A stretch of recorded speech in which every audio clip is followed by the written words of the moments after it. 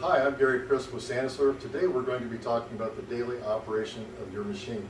One thing to remember when using one of our machines for the first time, we coat the inside of the mix pan, the inlet tube, the barrel, and all parts within with a vegetable-based oil to stop corrosion. It needs to be taken apart and cleaned as I'm about to demonstrate. When you sanitize our machine, it needs to be charged immediately. You can't do it hours ahead. If you do, bacteria will be reintroduced. Another thing is I'm going to be demonstrating the bucket hangers that we sell. It's not mandatory to use it, but it sure makes life easier. The thing to remember is before putting it on the machine, please sanitize it. Remember, I'm just demonstrating general sanitization guidelines. You need to check with your local health code to see what's applicable in your area. One thing to remember about this whole process is the first step is to wash your hands thoroughly. Last night the machine was taken apart, it was clean, the parts were allowed to air dry overnight. So the first thing we're going to do is, I'm going to show you how to put this together. We have a dasher here, and in the dasher goes the stator rod, and attached to that are going to be the two scraper blades, and also taken apart and cleaned is the rear seal. But the first thing I do is I get a little bit of lube, which we also provide with the machine. I'm going to put a little bit of lube right behind the square head. I'm also going to put a little bit on the end here. Smear it around with your finger and insert it into this hole. That's all there is to putting this together. Next thing I'm going to do is grab the two rear seal parts. Very important every night that the rear seal comes apart. We need to get all the bacteria out from under this seal area. So you have the rubber boot, you slide it with your fingers down to where it needs to go on. You take your two index fingers, run it around, and it's together. It's that simple. The next thing we're going to do is put lubricant, 3 pencil eraser sized little blobs, right on this seal, right on the shoulder of the dasher. It's very important that you get no lubricant at all on this rubber seal. It's a static seal. Any lubricant on there will allow it to spin. It turns into a drill and will eventually drill through the back of the barrel. So just 3 pencil eraser sized blobs right there. You push it on like this, rubber seal to the back, give it a little spin, it's ready to go. Next thing, scraper blade. Now daily when you do this, there's a little wear line that you want to be able to see and feel right here. If your blades are worn to where you can't see or feel this wear line anymore, it's time to replace them. There's 2 flats on this scraper blade bar, and the reason they're there is that so these scraper blades, if you push them on with the flats, they easily slide on and then lay over on the dasher tabs. When you're putting our machines together, if something's going together hard, you're not quite doing it right. Hold on to the stator rod. Don't put the blades on top. Gravity will win and they fall down and it won't go in easily. So again, rotate it so the blades are on top, lay them down flat, push it back into the barrel until you feel it hit. Give it a slight spin until it engages. Okay, next we're going to put the front plate assembly together. You get your 2 O-rings, roll the first one in, take the second one, roll it right over that, into the second slot. Okay, next you want to put some lubricant on both O-rings. Then you want to take your finger, smear it around, work it down in a little bit, around both of them. And then what's left, rub in between. So you get a good slick area where the seal is. Next we need to take the lubricated plunger assembly. What's important about this is to align this hole in the plunger up with this slot in the front plate. And the first O-ring will go on very easy. As soon as you feel resistance, what I want you to do is twist as you go on. As you twist going over that O-ring, it makes it last longer.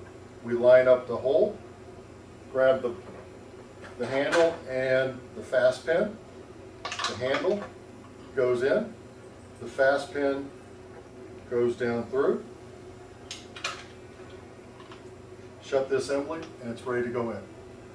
Put the front plate seal onto the front plate, drop it down into the slot, work it around with your fingers, and a little bit of back spin here allows it to roll right in. Now the front plate assembly is ready to go on. We're going to insert the square stator rod head over here into this square recess. Okay, when you're putting this together, you feel resistance before you put the knobs on. Look from the side and you should see a gap between the black front plate seal and the barrel. Now you put on one knob at a time, just barely starting it. It's a pretty tight fit between the barrel and the plug on the back of the front plate. So we don't want to lock one side down and then force the other. So what you want to do is gently rock it in. So a couple of turns back and forth on each one until you get up and it gets fairly tight. And then if you look from the side, you'll notice that that gap is completely gone. We have a good seal. Yep. Okay, next you need to get your mix pan agitator and look at it. If people drop it in a sink, these become bent. They're very easy to bend back into place. They need to be straight up and down from the front and the side. If they're all bent in, it loses the bulk of its ability to keep the mix turbulent in the pan to allow all the coolant to work properly. So we'll turn it over, put just a little bit of lubricant right on the center, look inside the pan for where the swirl marks are, drop this right down on top. That's ready to go. Next we need to put the carb tube together. There's a thin O-ring that was cleaned the night before. It should be in the tray. It slips in the groove. Also just a little bit of lubricant.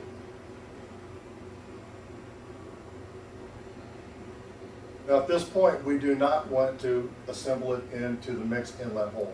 All we want to do at this point is get this sanitized, so we're going to lay it in the pan. We have different types of carb tubes, but as far as how to clean them, where to put the O-ring and how to lubricate them, when to insert them into the machine are all the same.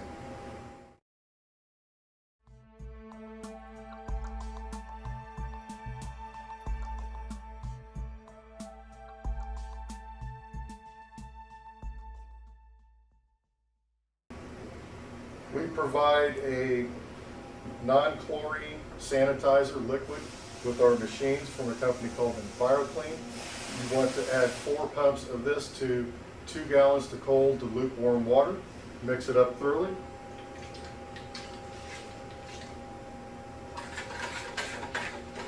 It's ready to use. You want to make sure that your spigot is closed. We're going to dump the 2 gallons of warm pre-mixed sanitizer into the machine.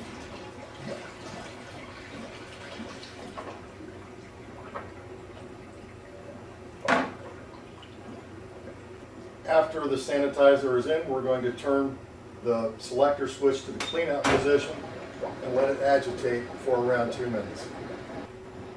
Remember, when you're sanitizing this machine, always turn it to clean out. If you turn it into the auto position, the refrigeration will come on. It will freeze the sanitizer water and damage the machine.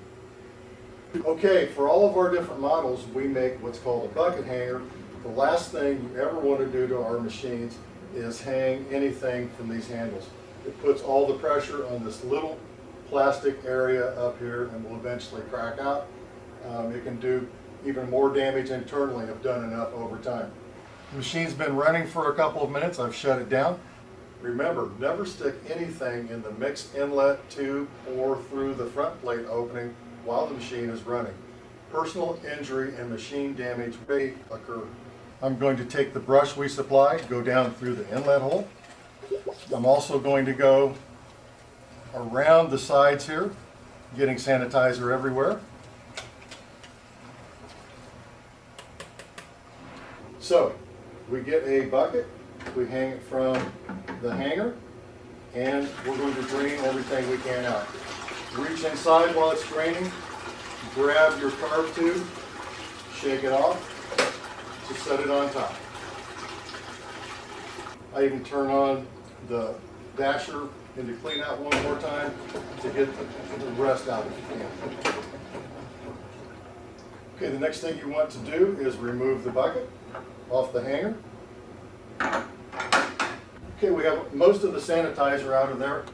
The next thing is I like to get a big cup, pour some of your mix into it. Okay, we're going to chase out the remaining sanitizer with product. So we want to hang a bucket up here again on the hanger. Take some mix in a clean cup. We want to chase it all the way around the inside of the pan until you get it all the way around. Just use a little to do this.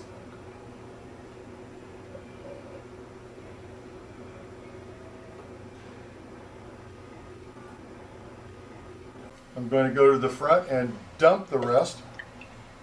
You'll notice that it's heavier than the water and the sanitizer. It chased it out.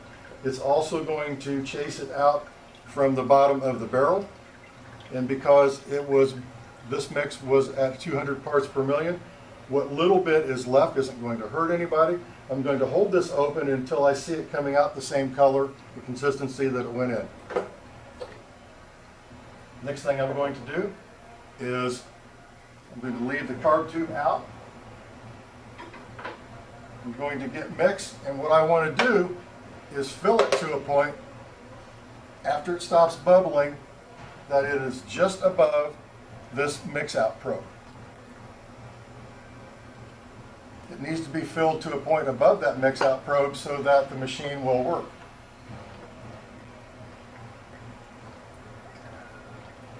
The mix out probe is just barely covered, which is what I want. I'm going to insert the sanitized carb tube into the inlet hole, and you're ready to go. Okay, we have the mix filled just above the mix out probe. At this point, all we need to do is get the bucket out of the way, the bucket hanger off. We flip to auto. The machine's ready to run. The reason we fill the mix pan just above the mix out probe is it gives you the opportunity to use all the rerun you can from the night before. Anything that was drained out of the machine the night before and has had a chance to thaw out, you can mix 50-50 and consume it in the machine after it's been charged with fresh mix. It's very important that you charge it with fresh mix. And once a week, the bacteria chain from the rerun needs to be completely dumped. That means everything that's been in the machine or that's been through the machine already and is in the walk-in needs to be thrown out so that the bacteria chain is broken. After you sanitize it, you start with fresh mix.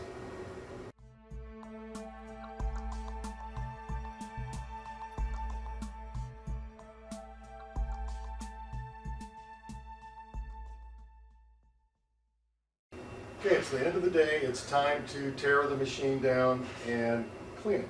So the first thing to do, flip it down into clean out for a couple of minutes.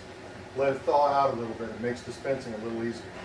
I'm going to remove the top cover, put on a bucket hanger, because again, you do not want to hang buckets from this handle. You'll wind up cracking the front plate right in here, and over time it can do even more damage internally. Put my bucket in place on its hanger. Reach in, grab the carb tube, get this O-ring off. If you take a rag and pinch on both sides, leaving extra room down below. Push up, it comes right off. Got this off, I'm going to put everything that I take apart into a bucket to go back to the sink to clean.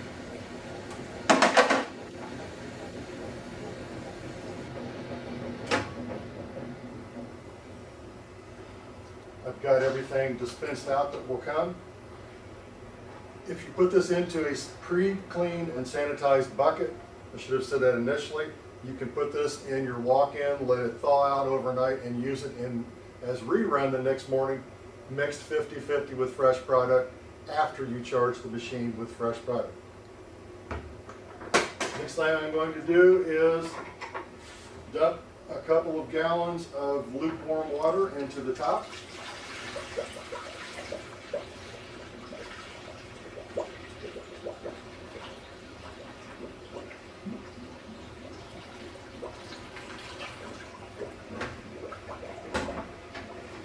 With the machine still off, remember, never stick anything in the mixed inlet tube or through the front plate opening while the machine is running. Personal injury and machine damage may occur. Take your brush, go down through the inlet tube,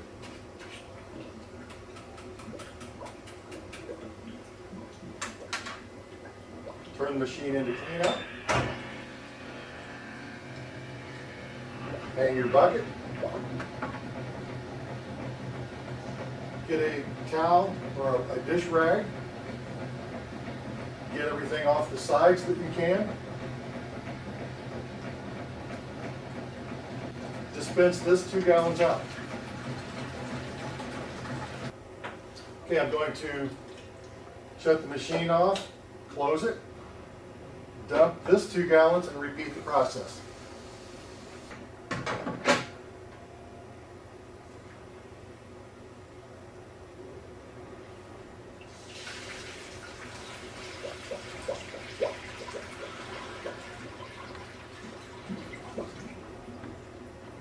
With the machine still off, I'm going to clean the inlet tube one more time with the brush. Flip it into clean out. And drain what's in here. Okay, this is drained. I'm going to shut the machine off.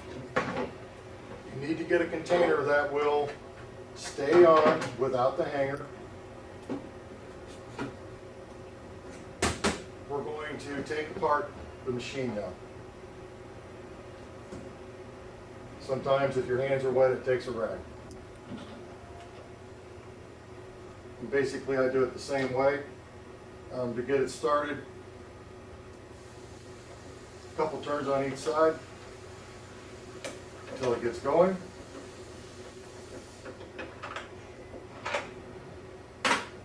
Remove the front plate.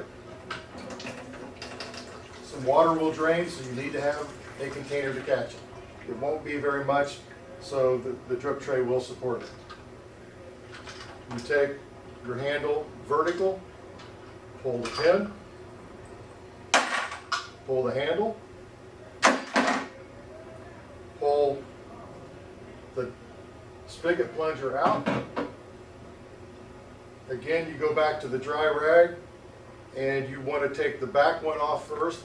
If you take the front one off first, the problem will be that you'll roll the back one onto the front. Same thing, pinch and push. You can roll it off at that point.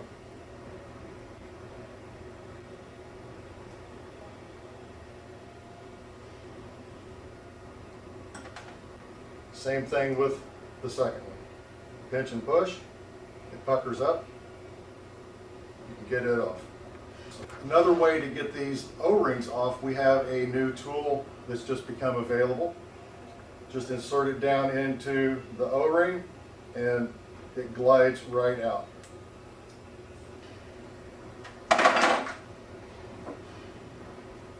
You need to get this O-ring off, and typically a smack on your hand will get it enough to get it off.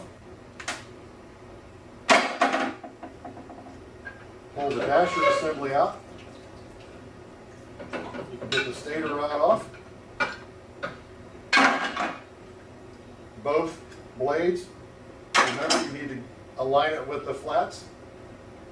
We'll pull right off. The rear seal comes off. Then the rear seal needs to come apart. You need to get the rubber off the plastic because it all needs to be clean. The last part I want to get out is the mix pan agitator. Remember, it's delicate. These parts can get bent, but you can always bend them back straight again, both this way and this way. I want this gently set down into the bucket so that it doesn't get bent up. All of these parts that I've taken apart, including the lid and the drip tray, need to go back and be washed. You need to come back with a soapy rag, clean out the inside of the machine. It's important to let this air dry overnight, as well as your parts that you take back to wash. You can let them air dry in the parts tray that we showed earlier. Remember to include the knobs when you're washing the parts. When cleaning our parts, use a mild detergent and water only. Never use bleach, an abrasive soap, or a dishwasher on any SaniServ parts. And when you're cleaning the outside of the machine, just use a warm, damp cloth. Gently rub it, it will come off. It will keep the machine looking great for years. The other thing to remember is this is an electrical appliance. Never get the area too wet because you can cause electrical damage to the machine and to yourself.